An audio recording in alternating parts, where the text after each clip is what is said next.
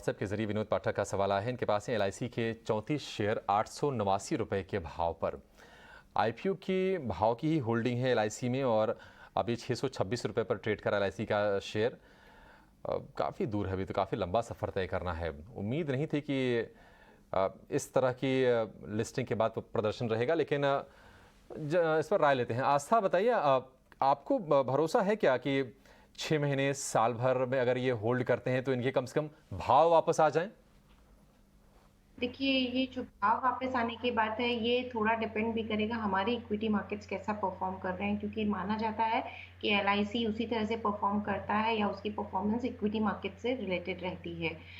तो मेरे हिसाब से लॉन्ग टर्म का नज़रिया यहाँ पे साल भर तो आराम से इन्हें रखना पड़ेगा।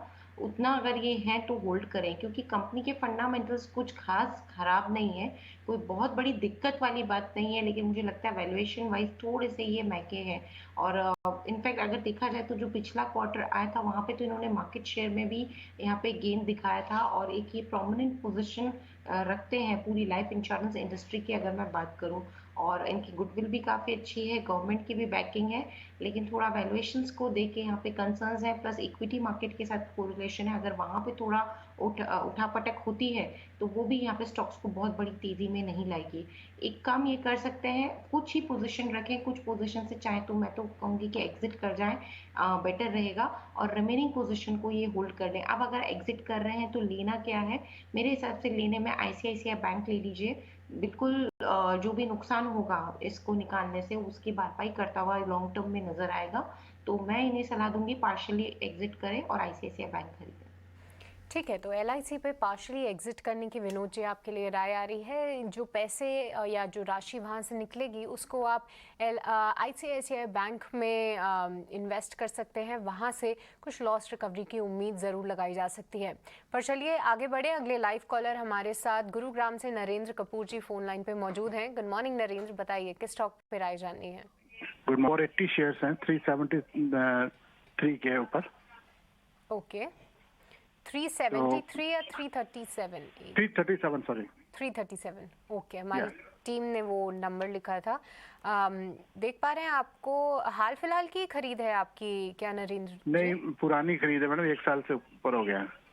ओके, पर रिटर्न्स नहीं दिए हैं। पर अच्छी बात नहीं यह आया। हाँ जी। है कि देखिए काफ़ी अच्छा खासा डिप हमने देखा था। सभी फार्मा काउंटर्स की बात करें जिसमें ग्रैन्यूल्स इंडिया भी पिटता हुआ नजर आया था। करीब 250 रुपये तक इसका भाव आ गया था। आपने एग्जिट नहीं लिया, कम से कम कैपिटल आपकी सेव है। पर किरण जी एक बार आपसे समझेंगे। देखिए हाल फिलहाल फार्मा काउंटर्स अच्छा रनअप दिखाए हैं। ग्रैन्यूल्स इंडिया भी अपने 52 वीक हाई के आसपास ही है। क्या यहाँ से और अपसाइड की उम्मीद रखनी चाहिए? क्योंकि पिछली बार का जो एक फॉल मैं देख पा रही हूँ जो कि इस साल की शुरुआत से ही था, वो कहीं ना कहीं इन स्तरों से ही था। तो क्या ये स्तर एक रेजिस्टेंस के तौर पे काम कर सकता है? क्या इतना बड़ा रेजिस्टेंस है ये, या जो एक अपमूव है वो एक स्ट्रॉन्ग अपमूव कहला सकता है और यहाँ से और भी तेजी की उम्मीद करें? आपकी राय। सो ओवरऑल जैसे आपने बताया कि 52 वीक हाई के आसपास ट्रेड कर रहा है और इस साल का जो हाई था जनवरी का उसके आसपास, तो डेफिनेटली एक रेजिस्टेंस है। लेकिन अगर आप इसका थोड़ा लंबा चार्ट देखोगे तो 2020 में जो हाई बनाए थे उसके बाद आप देखोगे तो कंटिन्यूस लोअर हाइस बन रहे हैं और उसको हम कनेक्ट करते हैं तो एक लोअर टाइम फ्रेम में या तो बड़ी टाइम फ्रेम में एक फॉलिंग ट्रेंड लाइन यहाँ पे बन रही है।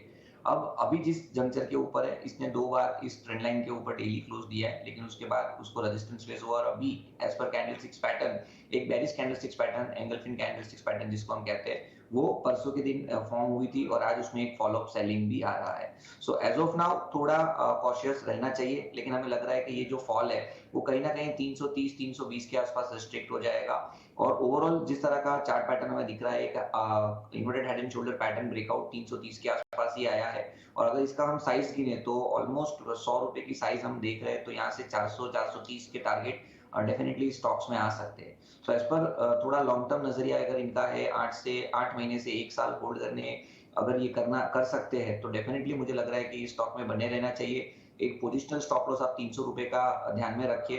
चांसेस है कि आप नीचे 330 320 तक के लेवल देखिए, लेकिन उसमें डरने की जरूरत नहीं है। आप 300 का स्टॉप लॉस रख के इसको होल्ड कीजिए। ऊपर में 400 तक के टारगेट हमें आने वाले 8 से 9 महीने में देख सकते हैं। ठीक है, 300 रुपये का स्टॉप लॉस